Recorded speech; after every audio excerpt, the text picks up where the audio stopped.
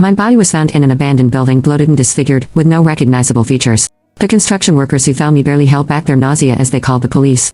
My parents, David Lambert and Stella Zimmer, rushed to the scene straight from my brother Matthew's celebration banquet, oblivious to the identity of the corpse lying before them. They had no idea it was me, their biological son, that they were about to examine. Even as they stood over my brutalized body, their minds were still occupied with my brother's victory. My mom, Stella, the chief forensic pathologist of Jasper City, sighed as she examined my remains, her eyes betraying a rare trace of compassion. "This poor boy," she murmured, touching my blood-stained ring with delicate fingers. In life, I had never been treated so gently by her. The editor reminds you. Search 34,946 on the GoodNovel app to read the full story. Wonderful content continues to play. Part 1. She handed the ring to her assistant without a second thought, not recognizing it as the one I had carefully crafted for my family, a gesture that had earned me only scolding because Matthew's ring hadn't fit perfectly. In her eyes I was nothing, not worth her attention. Even in death, I was just another faceless victim. I watched nervously as my dad, David Lambert, one of the top investigators in the division, glanced at my shattered face. He flinched more from the gruesome state of the body than any recognition of who I was. He sighed deeply and lit a cigarette. "The method is brutal, and the public impact will be severe. We need to solve this quickly before it blows up in the media." He spoke with a tone of inconvenience, as if my death was just another hurdle in his career. Chester Ford, the crime scene investigator and an old friend of the family, watched them with a frown. "You have two sons, David. Be extra careful at home.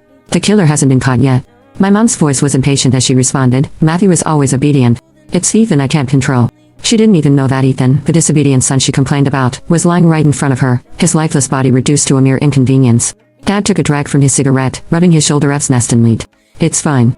I put on one of those pain relief patches Ethan bought. His voice trailed off, as if even mentioning my name was an unwelcome reminder. Chester patted him on the back. "You should treat Ethan better. After all, he's your real son." Dad shook his head with a scoff. "A couple of days ago Matthew had a tennis match, and he kept asking for Ethan to come watch. But Ethan picked up the phone and then ghosted us. Matthew was so worried about his brother, he only got third place." He exhaled smoke, his face clouded with frustration. "Ethan hasn't been home in days. Who knows if he's dead out there somewhere. Kids you didn't raise yourself just never turn out right." Their complaints, their frustration, their utter lack of recognition had all cut deeper than the wounds on my body. I wanted to scream, to shake them, to tell them that I was right there. But I just lay still, my body nothing but a tragic mystery they would soon forget. My mom gave one final look at my battered corpse before turning away, her thoughts already drifting back to Matthew. "We need to wrap this up. Matthew's waiting for us at home." And just like that, they left me behind. The ungrateful son they had always complained about was now nothing more than another unsolved case. I watched them walk away, their backs turned to the truth they refused to see. They would go home, comfort Matthew, and carry on with their lives as if I never existed. But I wasn't done yet. I would make them see, I would make them feel the pain they ignored, one way or another. They thought the story ended here, but this was just the beginning. The editor reminds you. Search 34,946 on the GoodNovel app to read the full story. Wonderful content continues to play. Part 2. My mom, Stella Zimmer, stood at the front of the room, her usual confident composure faltering ever so slightly as she delivered her findings to the gathered officers. The victim appears to be around 20 years old. Cause of death is exsanguination from a throat wound. There are also signs of prolonged torture before death, she said, her voice distant, as if she were speaking of someone she never knew. I watched her, feeling a strange mix of anger and longing. Even in death, I still sought her acknowledgement, her love.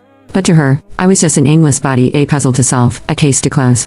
Chester Ford stood in the back of the room, his gaze flickering between my mom and the other officers. His eyes were filled with something my parents seemed incapable of empathy. "Do we have any leads on the identity?" I asked, trying to gauge the room. My dad, David Lambert, crossed his arms, his face hardened, in concentration. The building was not the original crime scene. The victim was moved post-mortem, which complicates the investigation. We need to start by searching the surrounding areas, look for anything suspicious. Also expedite the DNA testing. We need to get an end to this poor kid. Poor kid. That's all I was to him. A kid. A stranger. I wanted to scream to shout out that I was his son.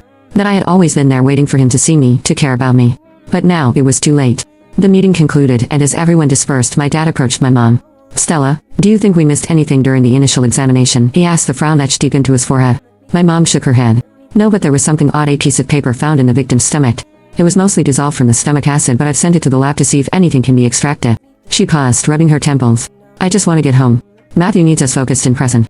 I clenched my fists, a wave of frustration and sorrow washing over me. Even in the face of this horrific crime, all they could think about was Matthew. The brother who had everything handed to them, while I was left with scraps of that. As they left the station, Chester caught up to my dad. "David, about Ethan, I can't help but think you're being too hard on him. He's young. He's still trying to find his place." My dad sighed, his eyes darkening. "Ethan's been trouble since the day we brought him home. He never fit in, never tried to. Matthew's the one who's always been there for us, and look at what Ethan's done, just disappearing like this. He doesn't care about this family." Chester shook his head, his voice quiet. "Maybe he feels like this family doesn't care about him." The words hung in the air, but my dad didn't respond. Instead, he walked away, his shoulders heavy with the burden of the case and with the weight of the son he'd never truly seen. I followed them, unseen, unheard, but filled with determination. They may not have seen me in life, but I would make sure they saw me now. They would feel my presence, and they would understand the pain they had caused. They couldn't ignore me forever. I watched my parents leave the station, their faces clouded with the pressures of their work and their lives. They still didn't know who I was, but they would. The truth was out there waiting to surface. And when it did, I would be there ready to make them finally see me, even if it tore apart everything they held dear. Want to know more? Search Third Eye 4946 on the GoodNovel app to read the full story.